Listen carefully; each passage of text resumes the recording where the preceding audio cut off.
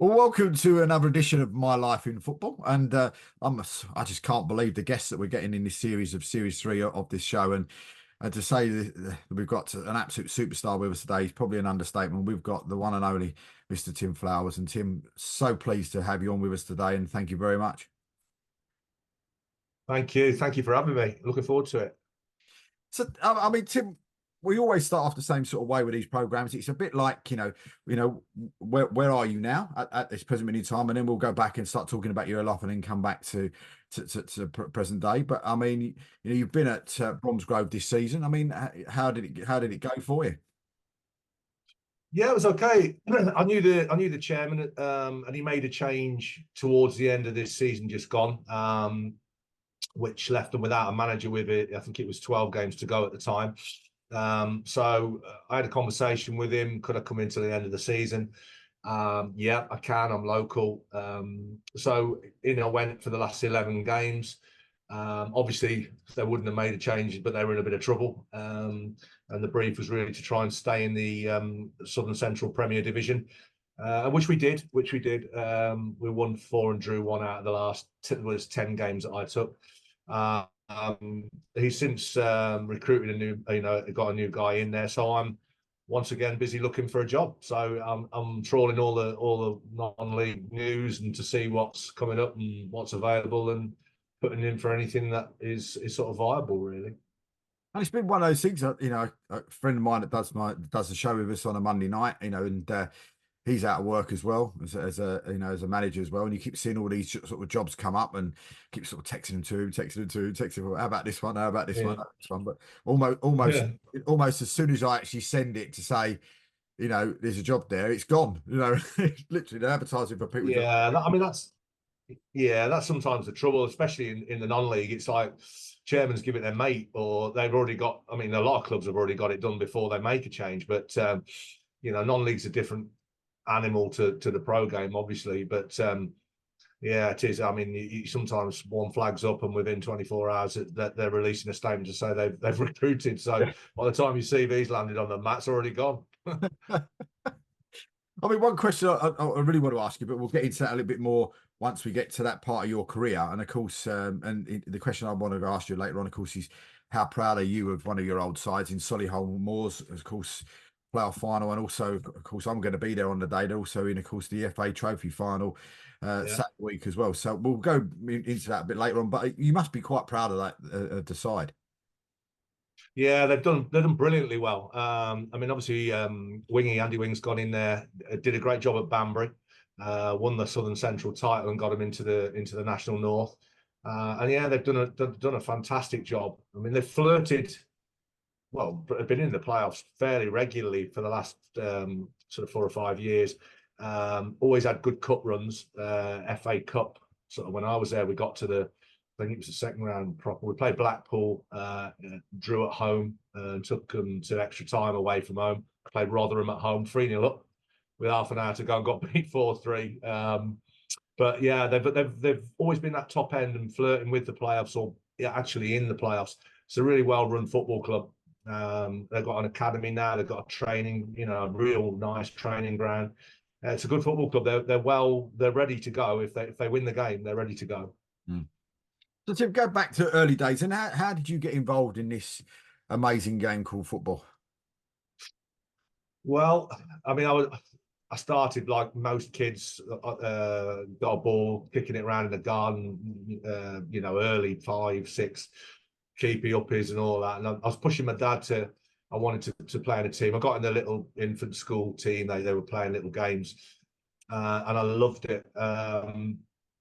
So I wanted to sort of play on a Sunday like most kids. My dad had ended up taking me to a trial in Coventry for a team that was forming called Coventry Dynamo, they were called. Went to the trials, and a guy said, look, I don't know, it was about 30 odd kids. And the guy said, right, hands up if you're a goalkeeper. No hands. I wanted to be a centre forward, obviously, at the time. So there's no hands. In the end, my dad nudged me. He said, why don't you have a go in goal? I said, I don't want to play in goal. Anyway, I ended up putting my hand up. So I was the only guy. So I went. So I probably got in the team through default, really. And I got into the team that they formed, and then that team stayed together in the Coventry leagues for probably 6 or 7 years, from sort of 9, 10 years old. I think it was 9 when I went on the trial, through to about under 16, something like that. So that's how I got involved in goalkeeping side of it. For the school, and that I always played outfield. For the district, I played outfield, and then in the end, I realised that goalkeeping was probably going to be the position I was better at. So I threw all my eggs into that basket. And was that a case of also then sort of getting to the chance of, as you say, like being the goalkeeper? Do you know, it's one of those sort of like positions, but basically how you just sort of described it, everybody sort of what runs in the opposite direction, don't want nothing to do with Yeah. that thing. So, I mean, was it the same thing, you know, school and that as well? Was you sort of keeper for the school as well? No. I used to play. Well, I played up front to start with. Then I morphed back into a centre back, and I was centre back for the county and the district and the school, and played goalkeeping on a Sunday for the Sunday team. But then, as I say, I realised really that I was never really going to make it. I mean, I was desperate to make it into the pro game. I realised I was never going to make it outfield. I wasn't going to be good enough. So, you know, and I was okay in goal, and I decided that I'd sort of put, as I say, I'll put all my eggs into that basket, and then it ended up really from that Sunday team. The Wolves scout came and watched. We played park pitches, obviously around Coventry area and Leamington, and Warwick. And a Wolves scout saw me playing one morning on a Sunday at Coventry, and they invited me across for a sort of a trial, and then you train twice, 2 evenings a week, with a load of other young lads from around the Midlands area, mostly, in a great big gymnasium just outside Molineux. So I did that for a few years, signed schoolboy forms there, and that's how I sort of started to get a chance of getting into the pro game. So, I mean, can you remember the first game? Did you? I mean, parents, or you go by yourself? Can you remember sort of a first game you actually went into in a big stadium? I mean, I'm not sure what sort of team you support yourself, but I mean, was there a side around your area, that you went into Yeah, and had some kind yeah. of As a fan, yeah. I was at Coventry, yeah, Coventry City.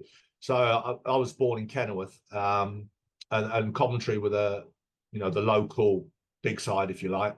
I was desperate to go and watch the pros play, like most kids really. So my dad started taking me up to Highfield Road, and that was within, I think it was 1974, the year Carlisle were in the top flight, first division. In fact, my first game was Carlisle at Highfield Road. So I remember that. I can remember it now, even a little bit. I probably still got the program somewhere. And it was, yeah, I think that Carlisle went straight back down. Coventry won. Tommy Hutchison sort of mesmerised me on the left wing with his left foot, and he became sort of my hero. And we went regularly then for quite a few years up to Highfield Road. My dad ended up buying a season ticket for us both, and we'd go up and watch all the big teams then, Liverpool, United, Man United, all the big sides, Arsenal coming in. So all those great 70s players, and all the hard men and all that you sort of remember from 70s football, muddy pitches and all that. We saw all that, and we went away from home at times and watched as well. And yeah, so Coventry was my team still. I'll follow them. But yeah, started to learn a lot about watching some of these guys play. I mean, with the going into Wolves and stuff, and I mean, what was that actually like though? Was that sort of a bit of a surprise for you, or was you expecting to sort of be scouted? I mean, what was that actually like for a young man? All of a sudden, a big club like Wolves come along and say, "Look, come on over and have trials with us." Yeah, it was. I mean, it was a surprise, definitely. I mean, I was out playing with my mates, and my dad had driven around in the car, and he found me. And he went, "You need to come back to the house. There's a fella there from Wolves." And I sort of looked at him, and I thought it was a wind up. But as I went back and the scout was sat in the house, a bloke called John Hanna, who was a Coventry-based Wolves scout. And John was sort of saying, "Listen, I've watched you play a few times. We'd like to invite you up for a trial. The club would like to invite you up to come and get involved, like school holidays." Mostly to start with, because I'll probably only be about 13, something like that. I would have been. So like school holidays, they used to hold camps at RAF Cosford, so that the kids would stay over in the barracks and all that, and you train during the day and play matches. And then sometimes you go across to Castlecroft, which was a training ground then. So yeah, it was a big. I mean, it was a surprise, but I mean, it's obviously the standard starts to go up quite sharply then, and it's sort of sink or swim. And then it was, as I say, it was the Tuesday, Thursday evening. So my dad would knock off work early on a Tuesday and a Thursday to get me across to Molineux, where they trained in this great big gym above the social club, almost like it was very nearly a full-size pitch, this massive indoor gymnasium. And we'd go up there and train on the wooden floor. So I was goalkeeping in a six-a-side goal on the wooden floor. And then eventually, I obviously signed schoolboy forms. And as I was coming to the end of my school life, if you like, and leaving school, I signed probably the last year they did the old school apprenticeships rather than the government took over, then did YTS scheme.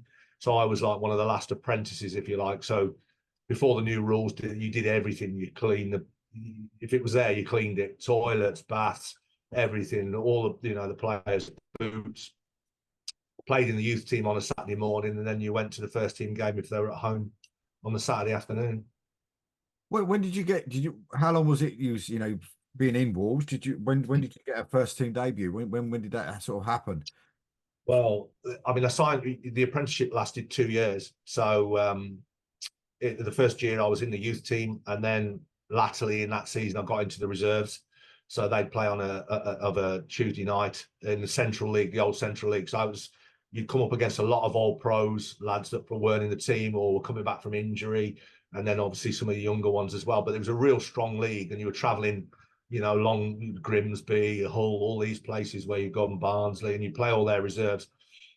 And then the following season, John Burridge was the first team goalkeeper, and the club was struggling financially quite badly. And Budgie Upton went to Sheffield United right towards the start of the season, and the club could afford to bring in another goalkeeper. Anyway, Tommy Doherty, who was the manager, he took me in. So it would have been, I think it was 84, something like 84, 85. And he threw me in for my debut opening day against Sheffield United at Molineux. So that would have been the Championship now, as the second division back then.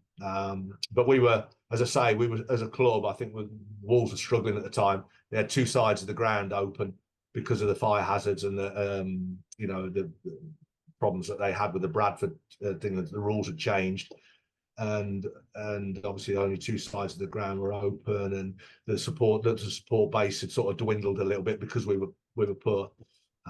So yeah, I got in the team and I stayed in pretty much for the whole season. I think I only missed a couple of games. So I was in, I think it was 17 years old. What was that like though? First game, being told, right, okay, you're going to play your first game. Can you remember who it was against? Yeah, I can remember it. Yeah, nervous, very nervous. Didn't sleep a lot on the Friday. And Tommy Dock, who was a larger than life character as a man, as a human being, but certainly as a manager.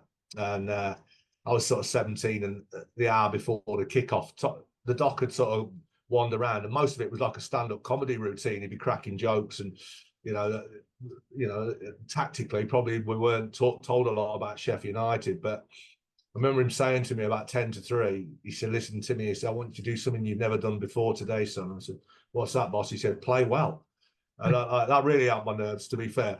So I remember the game. A colleague of mine that was going to be further down the line, Glenn Cockrell, he scored that day, and Keith Edwards, 2-2 draw. We were 2-0 up at half time and ended up drawing 2-2. We actually had quite a decent start to the season. First sort of half a dozen games, we won 3, I think, and we beat Man City at home. We beat, I think it was Rotherham at home. But then we went on a horrendous run. I don't think we won again till sort of Boxing Day, Christmas. It was a horrendous run. We ended up getting relegated. And I ended up winning. I won Player of the Year, and I think I let about between 110 and 120 goals in.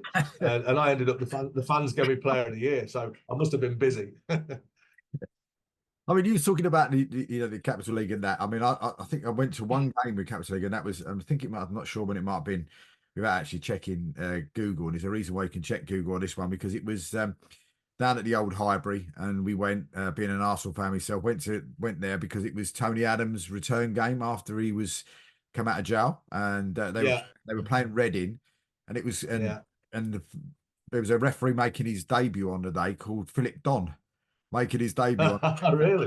Yeah, Yeah. and we played. Reading brought down their first team to play, and in that game, and they said like they when he got the email come through, they were saying there's only going to be about a couple of hundred people there or whatever else. They ended up having to open up three sides of Highbury because there was so many people in there just for the because Tony Adams had come back and the place was just absolutely rammed. And that's the only one I remember. I remember it because of the three sides being opened up, but also because of Philip Don went on to be in charge of the referees at the FA as well, didn't he? So it was just really weird how it was actually his debut game down there at Reading as well. But Yeah, no, absolutely. I mean, I ended up in that when I went to Southampton from Wolves. I was in the reserves for quite a few seasons. We played in that combination divisions against Arsenal, Spurs. But the great thing was that they all used to play on the main ground. yeah, So you'd go and play at Highbury, you'd go and play at White Hart Lane. You'd play at Elm Park, Reading. There was a couple of Welsh. I think Swansea were in it, Birmingham City were in it. So you'd end up playing on a Saturday afternoon when the first team were either home or away. You'd mirror it, and you'd go and play on these grounds you'd seen on Match of the Day, and it's sort of like you say, I remember going to the Arsenal and Graham Ricks played. Yeah, they had a few playing on the day, and you got to sort of play against these blokes that you'd seen on the TV. I mean, so you was at Wolves till sort of '86, and then went on to Southampton. How did that happen? Because there's a bit of a travelling distance between Wolves and Southampton. Yeah, it was. I mean, um, Chris Nicholl was the manager at Southampton, and Tony Barton was his assistant, the former Villa manager. And I think Tony had a bit of a handle on the Midland scene. And obviously at 17, when you get into a first team situation, and sort of people probably have a little look because they think, well, he's young to be in there. We'll keep an eye on him. And I think Tony had recommended me to the club at Southampton and to Chris. And anyway, they ended up signing me after my second season. The second season after the first one was, I found it a lot harder in terms of I was in and out of the team. I probably played about 50% of the games. I got loaned out to Southampton after Christmas. I went down there and I was playing in their reserves, training with their first team. So that was when Joe Jordan, Ivan Golak, they had a really some top professionals. So I've gone from the Wolves, which was sort of down on its luck, training with Southampton, who were first division team. I was there I was supposed to be there till the end of the season, but I got called back after a month because the lad that was playing in goal for Wolves at the time got injured, finished the season, and then they bought me in the summer for about 70 grand, I think, which helped Wolves massively because with that dough, they went out and bought Steve Bull and Thompson from the Albion. And that started, they'd gone down to the fourth division, the old fourth division, League Two now. And that started the turn of the tide a little bit at Wolves. Obviously, those lads went in, did an unbelievable job. Andy Much was still there. Him and Bull made an unbelievable partnership, scored shed loads. I think Brian Little went in, did a great job there. And Wolves started coming back through the leagues, which was brilliant. And I ended up going to Southampton, where Peter Shilton was the number one, obviously England's goalkeeper at the time, one of the best keepers in the world. So an incredible chance for me in terms of a learning curve to go and learn off, arguably the best in the world at the time. Did you have to think about that though? I mean, going behind No. somebody like that, behind Peter Shilton probably, when they signed you. I mean, was it sort of, am I going to get to play? Well, I pretty much knew I wasn't going to play. I mean, I went down there and to be fair, I was on £100 a week at Wolves, and I got £100 appearance. So if I was playing, which I did most weeks, I was on 200 quid. And when I went to Southampton, I signed a 4-year contract on the same deal, but with a chance to go A into the first division, B to train with Peter Shilton. But obviously, I was never going to play. So I was actually 100 quid a week worse off because I didn't get an appearance. So I was actually down on the deal. But it didn't really matter to me. I mean, whether it was naive, I just thought the chance to go and work with him, which is obviously for any goalkeeper at that stage would have been a major pull-in point for you to go. And at my age, I was still only at sort of 18. It was a big chance to go and train with. I mean, more or less every player there was an international. Some real top players, and was a chance to go and learn, and it was a learning curve. And in hindsight, it was quite a long learning curve, because once Schultz moved on to Derby, I think it was, and I was in and out very, very seldom. If Schultz was ever injured or whatever, I had a couple of 3 games. And then John Burridge came up. Budgie came back into the team. Chris signed John. So I stayed in the reserves. And in the end, I went to see Chris, said, listen, I need to move on because I need to play now. I got into my early 20s, and I'd played a handful of games for the first team. And it worked out well, really, because he put me in the team, and I ended up staying in the team. So, it worked out then, and I managed to get regular first team football at Southampton, and started to progress a little bit. What was it like though? I mean, what sort of, I know it sounds probably a silly question in a way, but what was it like, working with, the great man in Schultz? I mean, how much did you get from him and to help you goalkeeping wise? Well, I mean, my first recollection was the first couple of weeks when I went down on loan the season before I actually signed, and there was no goalkeeping coaches then. So basically, either the two of you, if it was you and another guy at the club, you'd go across with a couple of balls into a corner and do a bit of something until they give you the shout to do some shooting, or you're having a game or something like that. But Schultz used to come in, and so Schultz would look after the goalkeepers. So all the goalkeeping training was done by Peter. And I just remember the first 2 or 3 weeks, I did not know what had hit me. The intensity and the physicality, if you like, of the work that he was giving us. I couldn't walk. I was going back to my digs, and I was just going to bed and falling asleep. I was absolutely knackered. It was up, down, these reaction exercises that he used to do. But it was full on intensity. And then you'd get called across for some shooting or whatever. And by the time that had finished, you hadn't got a lot left, I tell you. But so it really opened my eyes to what high quality, professional goalkeepers were doing. And it wasn't until later down the line, still at Southampton, where I'd gone to the manager and said, listen, because goalkeeping coaches were coming in then.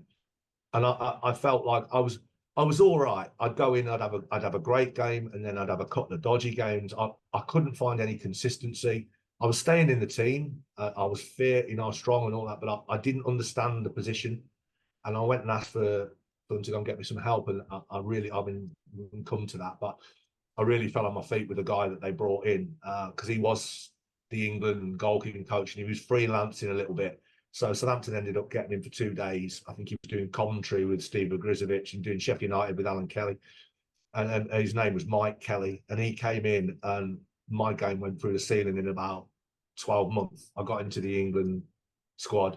And I was playing well, and I got a move to Blackburn and he won't have it. I still speak to him now, and he won't have that. He had that much influence, but he did.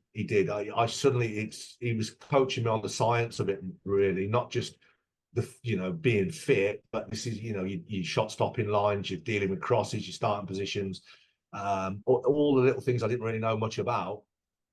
The penny started to drop. I've got to ask you a question about your Southampton career, because I'm going to be probably completely biased, but probably for me, watching TV and not actually ever get to see the gentleman play live, but I've spoken to him on numerous occasions. For me personally, the greatest England player of all time, in Matt Le Tissier. I mean, what was it like, training with him?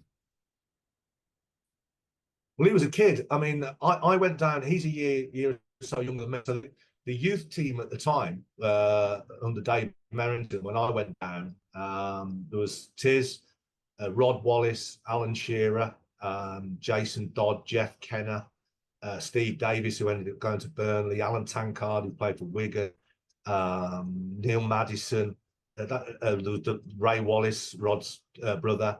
They had an unbelievable side, in terms of when you see who went on to play at a really high level. It was an incredible side. So they were all a year younger than me, but so I was around them a lot more than I was.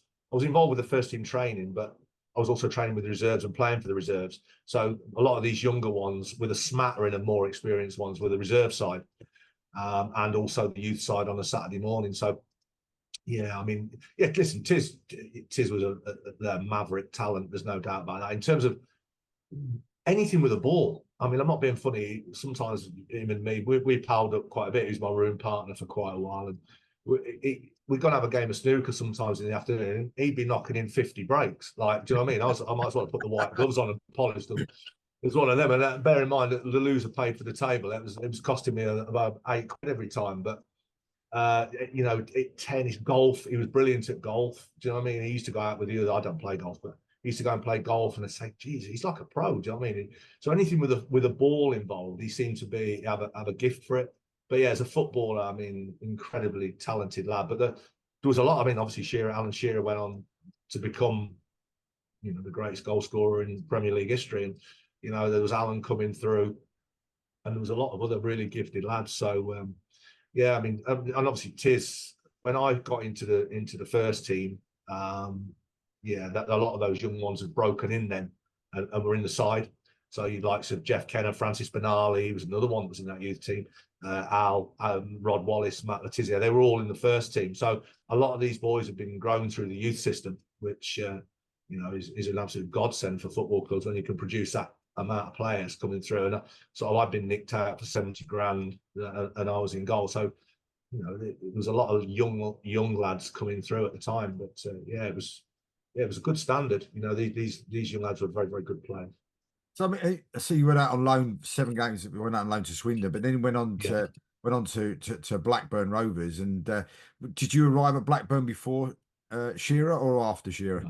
Yeah, after Al signed in the summer, so his deal, David Speedy came the other way in the deal with obviously a cash thing, and they signed Kerry Dixon from Chelsea, so that they sort of replaced him up front, and Al went before me, and then I signed in the November because my first game was on. I remember it was bonfire night of November the 5th at Loftus Road.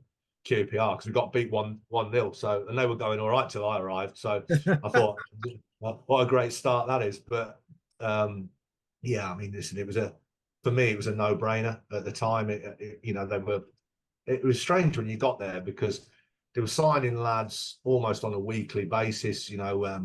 David Batty, Stuart Ripley, Colin Hendry, these types of players, and yet when I got there, we were training on a crematorium at Pleasanton, which is a creme, and was a load of like Sunday pitches around it. So I mean, my first day I've got there, we got changed at Ewood, which is nothing like the Ewood that is now. We got changed there, drove down to Pleasanton, which is like, I don't know, 5 or 10 minutes in the car. And it was howling a gale, lashing down with rain. And I just remember Kenny Dalglish was on top of Ray Arthur's shoulders, and he was trying to masking tape a net to the top of the post like a Sunday league, and they were putting bricks on the back to stop it flapping up in the wind.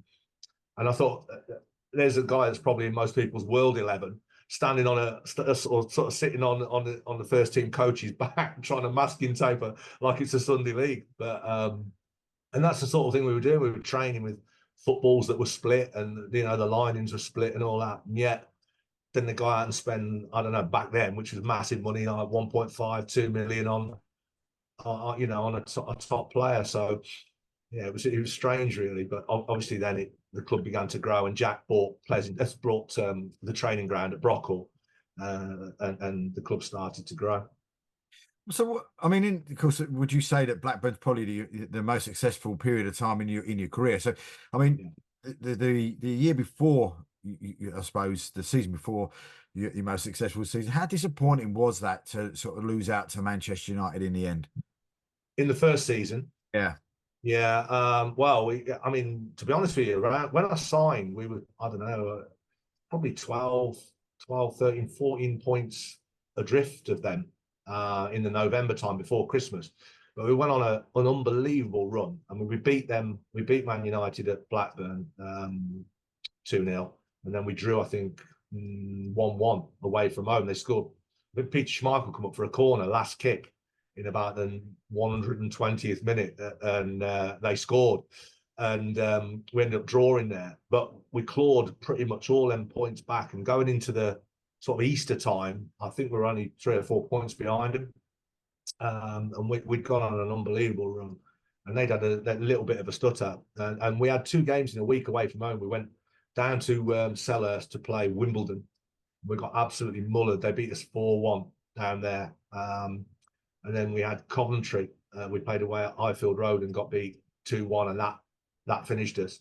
But yeah, we'd had a great run, and we knew we could compete definitely going into the following season. We knew that there's nothing between the teams. If anything, we were as good, if not better than them at the time. And so we took plenty of heart from that. It was disappointing because we thought we'd got a chance, but it certainly straightened our heads out that we, off a level playing field the next season, that we could definitely compete. So, I mean, I always ask this when I do interviews with non-league managers as well, and where they're successful, almost successful one season and they fought the final hurdle and then they go into the next season. What was Kenny and Ray and everybody saying to the squad? And what was the squad, the senior members of the squad saying to the younger members of the squad or new members of the squad to try and pick them up to go again for the following season when you've had that massive disappointment of not actually winning it the year before? I mean, what was it like in the dressing room and what was said? To be honest with you, Kenny and Ray kept it so simple. I think that was part of that. I mean, Kenny was obviously well versed in the Liverpool way, and it was basically. I know it's boring, and I know it's like almost a cliche, but he never really looked past the next match. He never got particularly high if we won.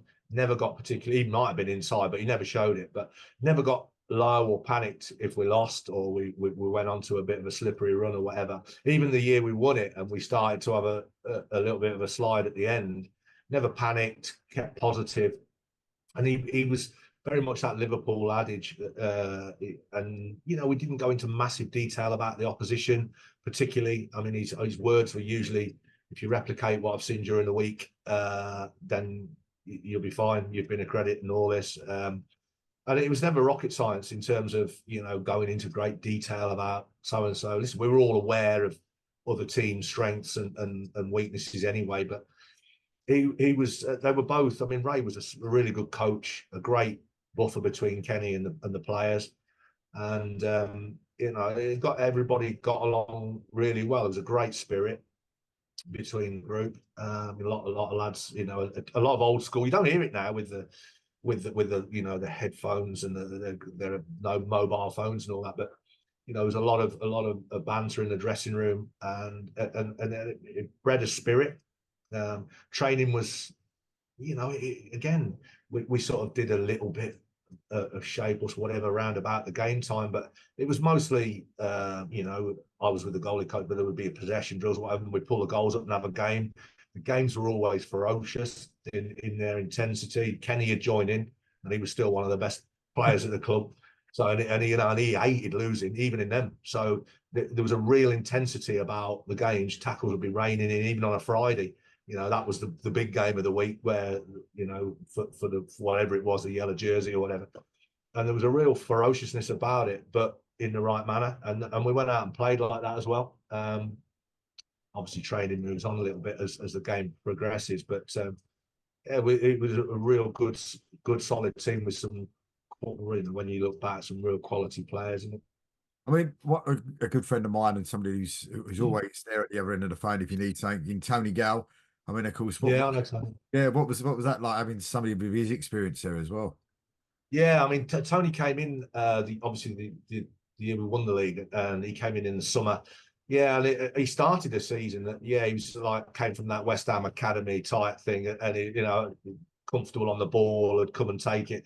We were a little bit more direct, and he'd come to get it off me, and I'd be going long, and he'd get the ump because I didn't give it him, and he wanted to start playing from the back. But you've got, Chris Sutton, Alan Shearer, Mickey Newell, sort of lads up top. So we were going to play off the top, and we could play, but we get it wide, and we were looking to cross it from Ray Harford's magic square. We're not trying to get the ball into wide areas and deliver because we had good centre forwards who scored goals from crosses, and good wingers who could deliver good crosses. So yeah, Gailey. I mean, Tone was a real technical player, very ball playing centre half, and Gailey played. He was in and out of the team really. He was a sort of a more experienced guy, been at West Ham for years. But yeah, good lad as well. You know, he was another one. Got a bit of Cockney, got a one-liner in the bag. It could destroy you with a one-liner. But yeah, you know, he came in and he had that experience as well, because we were still a fairly youngish group, really. We were sort of at what you might call a good age, if you like, a lot of mid 20s, 25, 26, 27-year-olds, but no real, you know, those blokes who've been around the block in their mid 30s or whatever that had been there, seen it, done it. So Gailey was probably the senior pro, if you like. So as that season, you know, sort of manifested itself, and kept going forward and moving forward, moving forward. When was it you got to the stage of realizing, you know, that this could be the year? I mean, we was very nearly doing it last year, but this year I think we something just a little bit different this year that, you know, we can go all the way. Well, coming into the stretch at the end, we were clear. We were well clear, and you start to think, well, you know what I mean? I think Alex Ferguson came out with the Devon Lock. That was when he came out with that headline.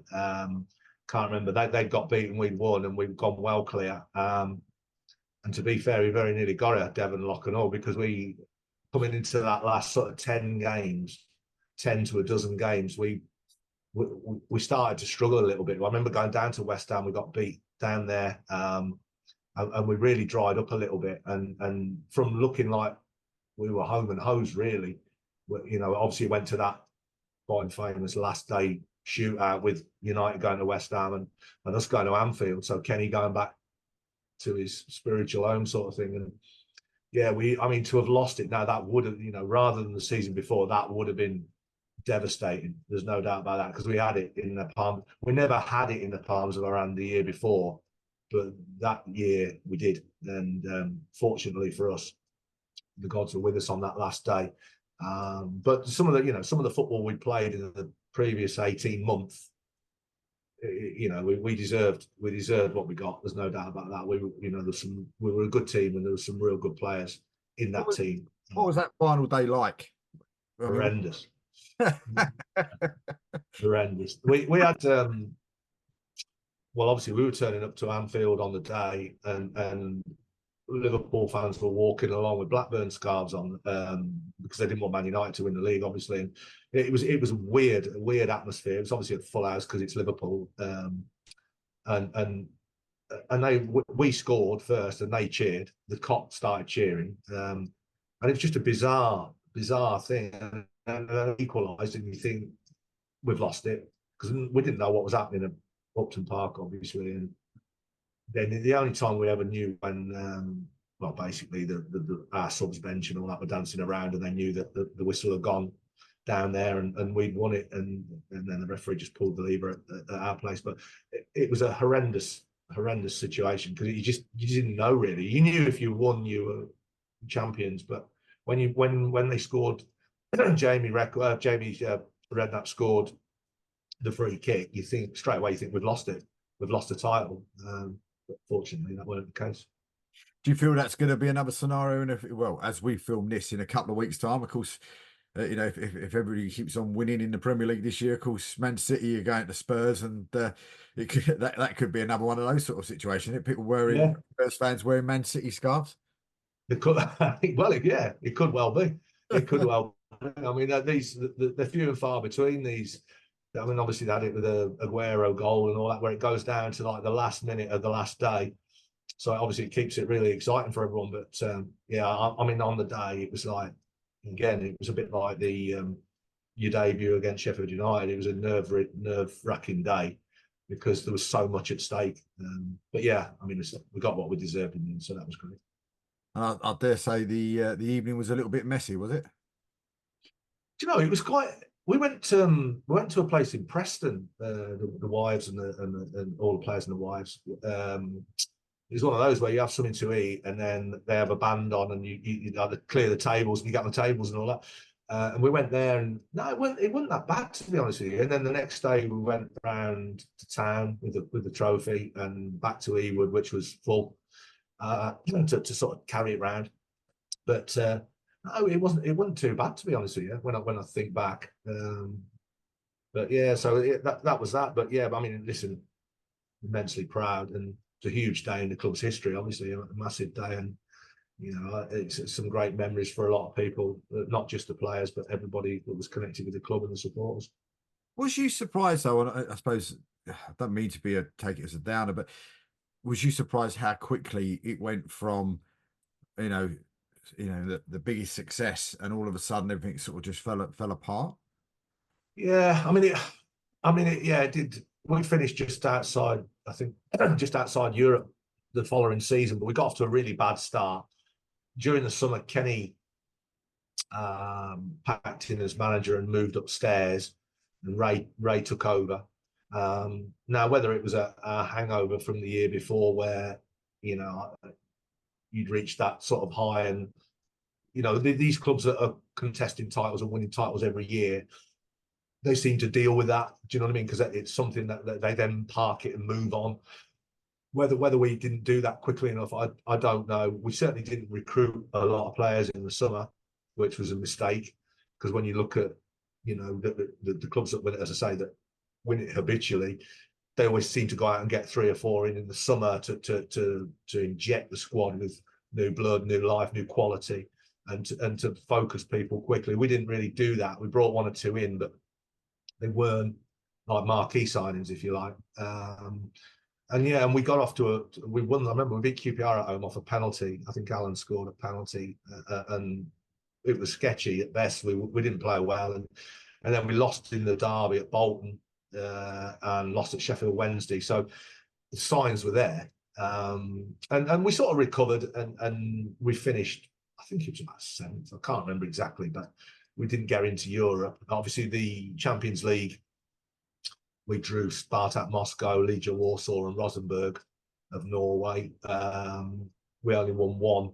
We beat Rosenborg at home, which was the last game of that group. Spartak won it without dropping a point, and I think Legia Warsaw qualified through the group. But Spartak were a good side. They went on to, I think, the semi-finals. They were a really good side, but it wasn't a sparkling draw, and we didn't do particularly well in the group. So yeah, it was probably a little bit of a damp squib after what had been the year before, but listen, it was what it was, and obviously the managerial things started to change a little bit. Then Ray left, and I think there was a caretaker. Tony Parks took over, and then I think Roy Hodgson came in possibly in the summer, and Roy had come in from Inter Milan. So then that sort of sparked us a little bit, because some different players came in, and we went to a more of a European type training. We were training like all day for 3 days a week. So we were doing AM, PM, Monday, Tuesday, and Thursday, and Wednesday morning. We didn't have days off, and we got off to an absolute flyer when Roy came in, and then ended up qualifying for the UEFA Cup after being top after Christmas. We ended up in the UEFA Cup. I mean, when your career at Blackburn came to an end, you went on to Leicester and won the League Cup in the first season. Yeah, I mean, in hindsight, it was a great move for me, because Brian Kidd had come in to Blackburn. He weren't having me from minute one. He was never going to play me, but I sort of kept me hanging around there for a year. I wanted to play. I was at that stage in my career, in my life, where I needed to be playing. I went to see him a few times. No, I need you here. I need you here. Anyway, the following season, pre-season, I was playing for the reserves in the pre-season friendlies, and he pulled me and said, "You're playing at Oldham tonight," which was a first team. Martin O'Neill's coming to watch you. So I played in that game. The following day, he pulled me in and said, "I've agreed with Leicester. You can drive down and talk to them." So, I mean, my mind was made up. Basically, they just took my contract over, and that was it. And it was a great move for me, because obviously Martin was unbelievable to play for. Brilliant. Again, you've gone from Kenny with the Liverpool, Martin with the Clough, Nottingham Forest links, and the way he did things. That's sensational, really. And yeah, I mean, funny enough, I spoke to Tony Cottee. He was my first room partner. I said, "What do you reckon?" It was pre-season. We was in Greece, I think, playing Athens, and not in a friendly. And I said, "What do you reckon this year?" Then he went, "We'll finish top half and we'll win a cup." He went, "And I'll get 15 goals at least." So I said, "Okay."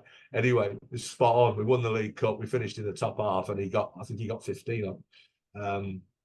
and we were a good cup team and a real solid Premier League side. You know what I mean? We were tough to beat, big, strong, physical. Had a young Heskey up front who was dynamic and athletic, and Cotty feeding off him, who was a goal scorer.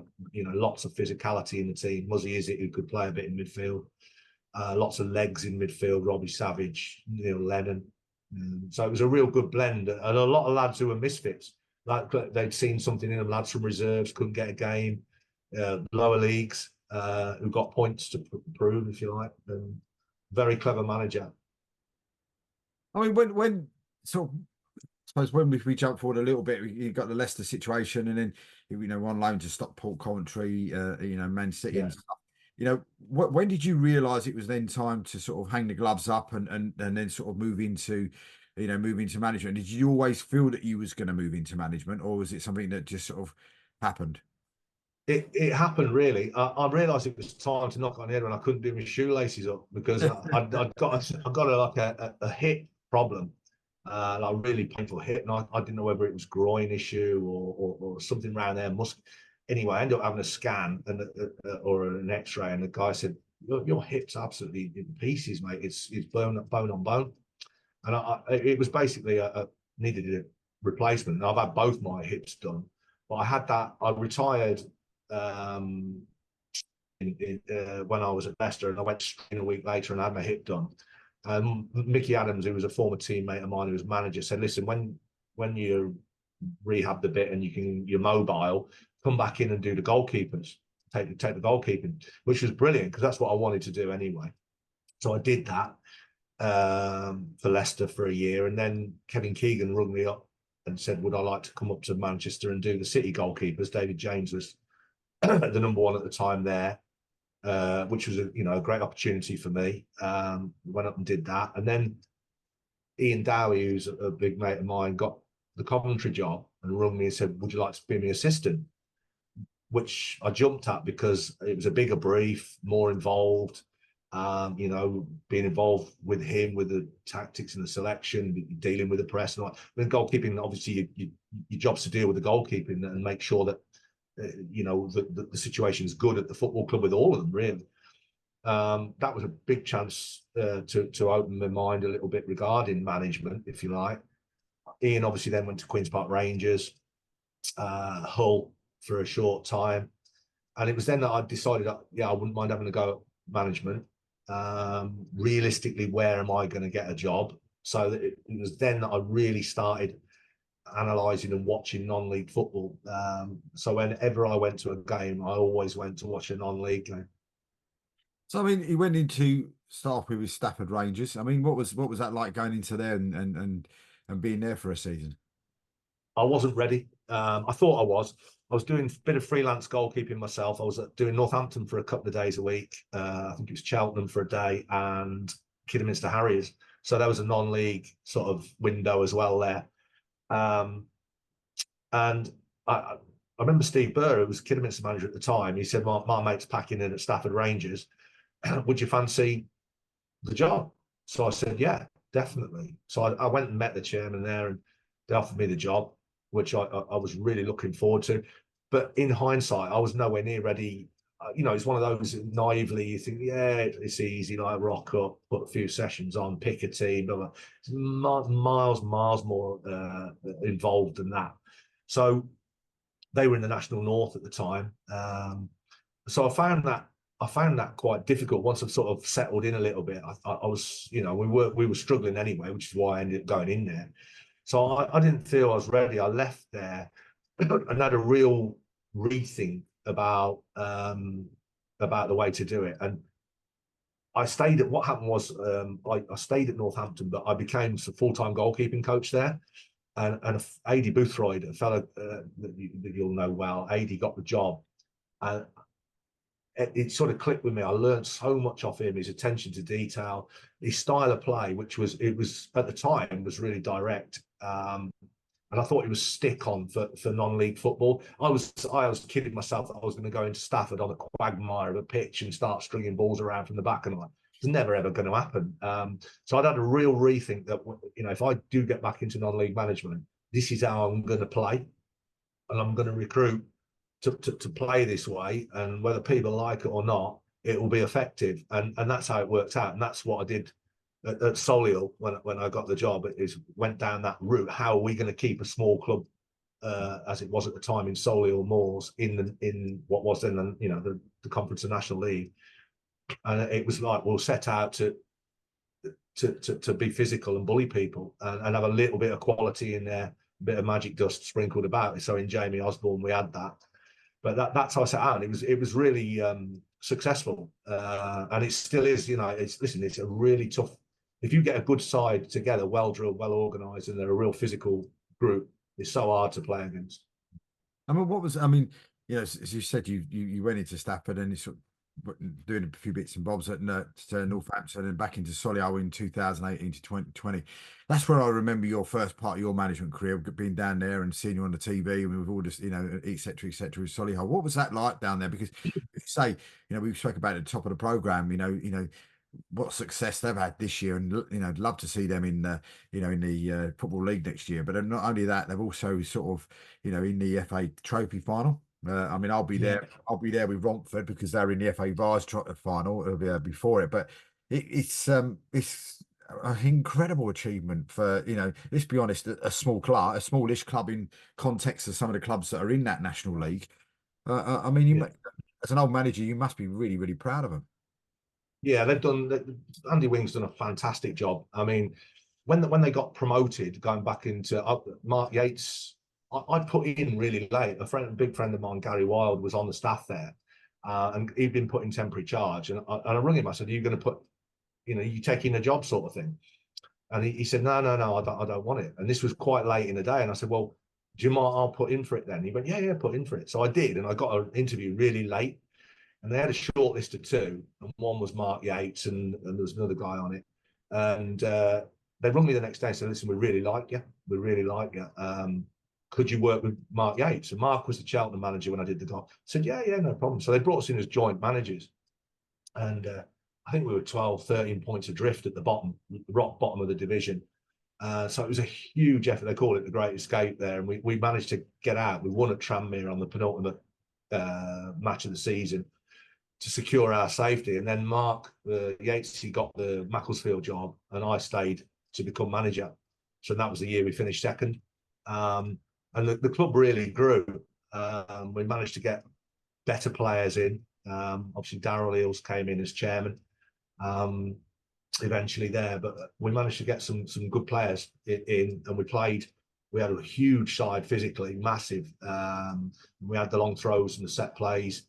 We were direct, but then we could play in the final third side. Jamie Osborne, he's a Football League player, no doubt about that. So we had a little bit of magic dust in there as well, but we were basically an in-your-face proper National League, non-league side, but basically we had intimidated a lot of people, and we got some great results. Finished second, 3 points behind Orient, and then the following season, everyone's expecting. We brought Paul McCallum in, one or two others in the summer, strengthened it up, got off to a flyer. We were top. We went to Chorley and beat them 6-0, something like that. We were brilliant on the night. And then people get a little bit giddy. They start thinking you're maybe a little bit better than you are, and expecting more than they probably should. And anyway, we were still very competitive. I think when I left, we were 3 points off fifth with 2 games in hand.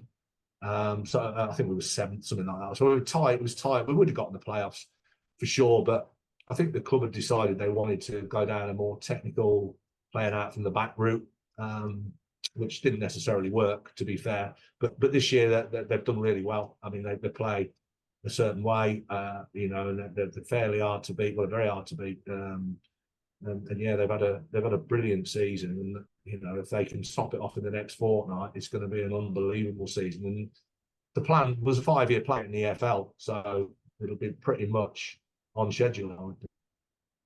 And as you say, we spoke to Andy on this program. When he was at Banbury, and he's a great guy, and deserves that success as well as Solihull do. So hopefully that pans out for him. But from Solihull, you went to. Was that a phone call from a Mr. Savage to sort of come down and help him out? To Macclesfield. Yeah. Yeah, no, I went down and met Tony Cleanthus at Barnet first in the summer. I got offered a job and didn't take it. It wasn't right for me. And then within a few days, Macclesfield had rung me, couldn't go in, blah, blah, blah. It's going to be a tiny budget. They was in financial trouble in litigation a little bit with the owner. So we went up there, no players, no pre-season friendlies, nothing, with a month to go before the season. So we managed to get together about 14, 15 players. Probably hardly any of them would have been National League standard, in fairness. We hadn't got the money. I mean, it was going to be a brutal season, there's no doubt. We played one friendly against Witton Albion. We won that. And then I got a phone call coming home from the game to say that the club was going bust. Right. Okay. The following morning, I got another phone call to say that the receivers were in the building and they were taking anything that wasn't nailed down, and that was it. So within 2 or 3 weeks of pre-season training, the club had gone into administration, and having to Phoenix Club and get reborn, which was terrible, really terrible for everyone at the football club. That a lot of them have been there for a long, long time. The Barnet job came sort of back up again till before Christmas. So I ended up taking the Barnet job, which, listen, I found difficult. We had the COVID years or year, the season. The team was nowhere near good enough. Couldn't get players to come in on what we were offering. It was a real difficult time. And to be fair, they've spent some money now and they brought some good players in, and hence they've had a good season. But yeah, it was tough down there. Left there and got a phone call to go and help out Stratford Town in the Southern Central. Similar thing to I've done at Bromsgrove. They were having a bad run, could have come in. Yes. And then obviously the Bromsgrove job just lately was my last one. So I'm looking now to get back in, preferably somewhere for a period of time, because, from other than Solihull, really, I've done helping people out or jobs that just haven't worked out.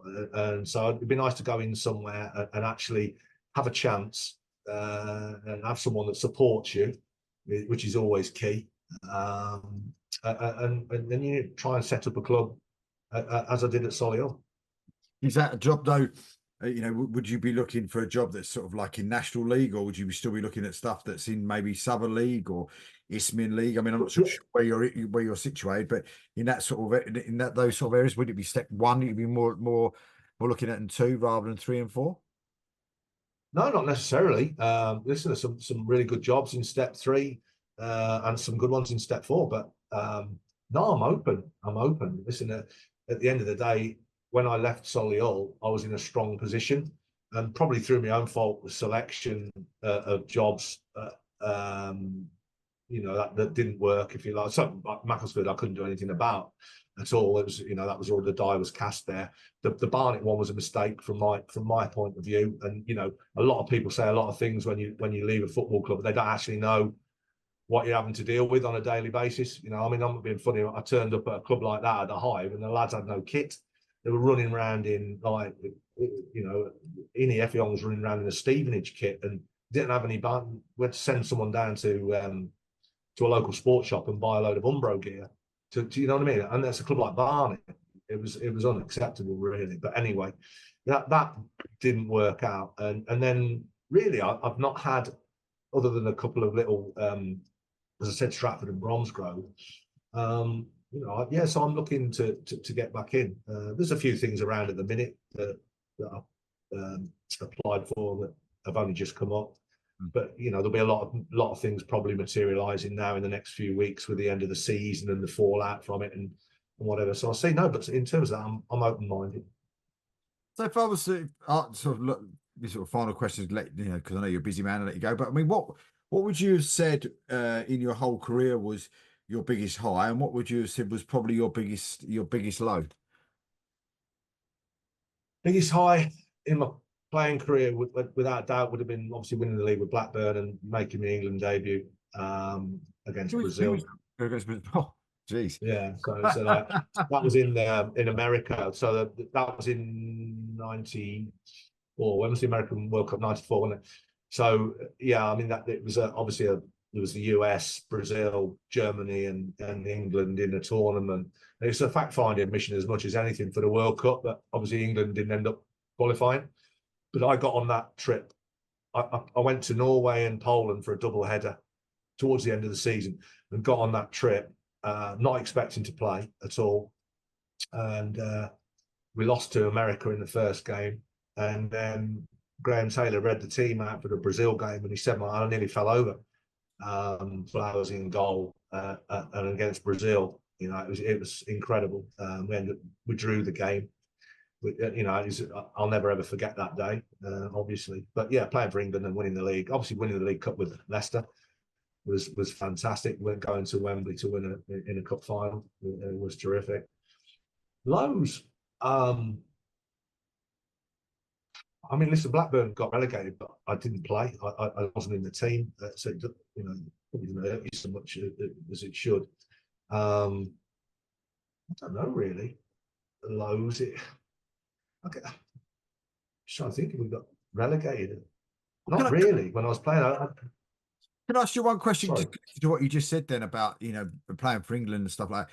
Was you there for the Holland game going into? Was you part of the squad for the Holland game with Koeman and everything else, and of course the very famous TV documentary? I mean, was you sitting? I'm assuming you must have been. Please don't take this the wrong way. I'm assuming you was on the.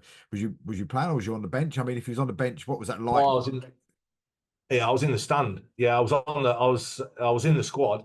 I was third choice. So Dave played. You know, I guess Chrissy Woods might have been sub. Or Nigel might. I can't remember who was sub. If I'm truth be told, but I was in the stand. Yeah, with the other lads, unused squad members. Yeah, and to be honest, England were doing all right. Missed a couple of chances in that, and then obviously he dinks one over the wall. And we end up not qualifying. But yeah, listen, I'll always be grateful to Graham Taylor because he gave me my debut, put me in the squads from there on in, really. Then obviously Terry Venables came in for 96, and you know, people still go on about that now, quite rightly so. But was that in that dressing room? Did you get into the dressing room after that Holland game? I'm curious what sort of headspace Graham was in, because on the TV he didn't look like he was in the greatest of headspaces, and from the documentary as well. And I'll be honest with you, I think you're probably angry when you was as an England fan on the day, but when you get to see that documentary and what he was put through, you know, especially on that night, that's one day when you probably hoped the VAR was around, and it might have come out a different way. Yeah, well, that's just it. That's the fine margins, isn't it? I mean, managing at that level is absolutely brutal. I mean, you know, the scrutiny and sometimes the way you're treated with the disrespect at times is unbelievable. Now, listen, great if you're going well, but if you're not, then you know some of the things that are said are obviously completely out of order, and disrespectful. But he was actually a very, very nice man, gentleman. You know, he had good staff around him, good people, and I know that came out as it did. But at the end of the day, to be in that squad and be around you, playing for your country, and actually playing for your country is wonderful, wonderful feeling. No one can take that away from you. Yeah, no, absolutely. Well, Tim, a massive thank you for joining us today. I really, really do appreciate you giving us your valuable time, and we're hoping that you're back in the game very, very soon. Thank you very much. I've enjoyed it. Thanks for having me. No worries, Tim. Thank you. Cheers, mate. Top man.